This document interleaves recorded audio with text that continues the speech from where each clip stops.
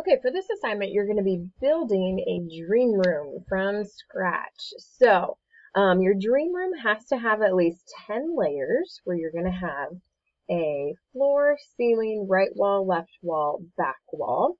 And then you're going to have objects like furniture placed into the room, and accessories like light fixtures, textures in the floor, ceiling, windows, doors, etc. So here's my teacher example. And here are some student examples. You also need to be placed within your room. So I have school digital cameras that you all will be using to photograph each other so that you're putting yourself in your dream room. So it's your choice how you choose to position yourself.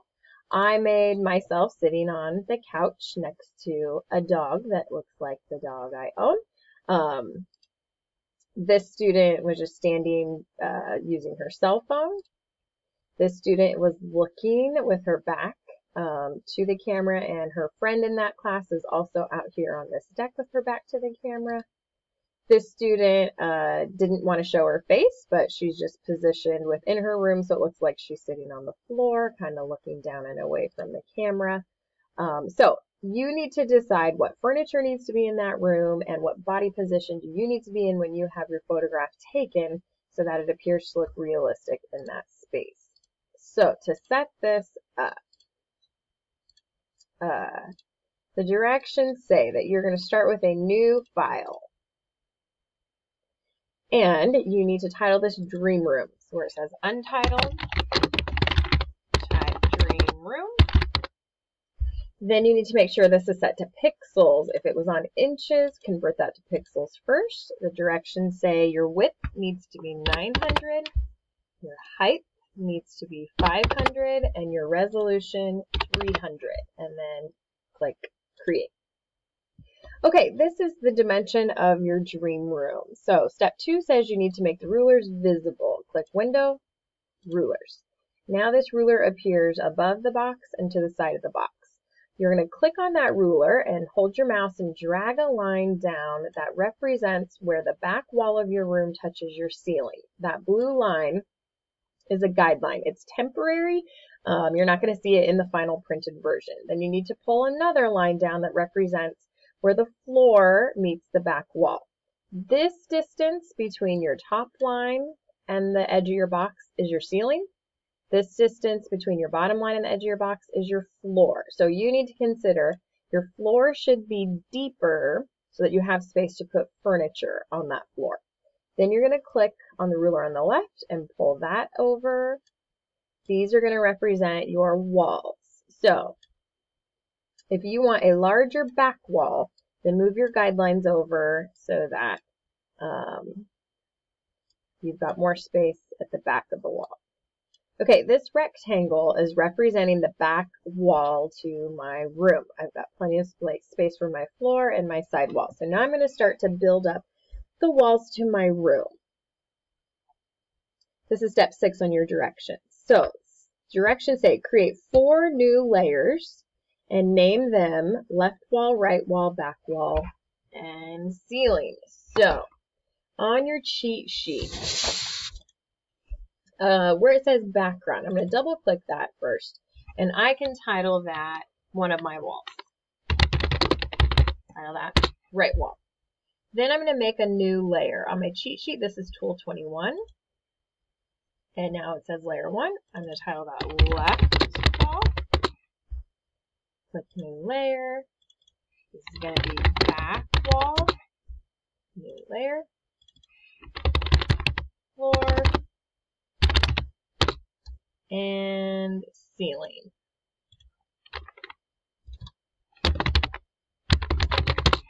Okay, so now I've got these individual pieces to my room made up, and I need to make sure I'm reading what I titled that layer as when I start to build my layers. So, step 7 says select your left wall layer. So I'm going to scroll down and click left wall. It says I'm going to use the polygonal lasso tool to select that wall. On your cheat sheet, your polygonal lasso is hiding behind tool 3. We used this previously, the magnetic lasso on the bulldog assignment. I'm going to choose the middle one, polygonal lasso. This tool lets me click and make anchors and create selection marks and straight lines. So I'm going to begin by clicking in the corner of my white rectangle. Then I'm going to let go of the mouse button and just move my mouse to where those blue lines cross. I'm going to click. I just set an anchor there. I'm going to follow the blue line, click in that corner, and then I'm going to move this all the way to the bottom left corner, click an anchor. Now I'm going to go back to where I started, and then I'm going to click, and that just turned that into a selection, and that just became my left wall. So you made a trapezoid, and now you're going to fill in that trapezoid with your paint bucket tool or your gradient tool as a placeholder. This could be permanent if you just want your wall to have color on it. Or it's going to be a placeholder for where you put a photograph to show actual texture. So I'm going to think of a paint color that I want my wall to be. Maybe I want a light yellow color. I can use my paint bucket, which is hiding behind my gradient tool. And if I click inside that space, it turns it that color. And that color looks horrible. I'll try a different color. Okay, that's a little better. Okay, so now my left wall was just made that yellowish color. So now the directions say that you're going to follow those same steps for your right wall, your back wall, and to begin with. So I'm going to switch layers. Right wall. I need to make sure I'm on my new layer. I'm going to start with my polygonal lasso. I'm going to click in the corner of the rectangle. Move my mouse to where the blue lines cross, follow the blue line to where they cross, go to the bottom right corner of my rectangle, back to where I started. That finishes my selection. I'm going to still use the same paint color and set that with my paint bucket. Now I'm going to go to my back wall. I can actually use my rectangular lasso tool, tool 2, and just click and draw within those blue lines. Use my paint bucket tool and set that color. So that's how I'm going to begin to build up my room to begin with. When I click these eyeballs, I should be able to turn off each layer and see that those layers are individual. So 5 of your required 10 layers come from building the room itself. Then the other 5 layers come from the objects you place inside the room. So now we're going to start to look for textures for the floor and the ceiling. Texture on the floor and the ceiling is required, but you can leave those side walls paint if you want, or you can put texture in those spaces as well. Okay, I actually changed my wall color to be gray, so it's a little more neutral. Now I'm going to go to the internet and start to find the photographs I want to use for my floor and ceiling. So doing a Google image search, I'm going to type in ceiling texture and see what it gives me.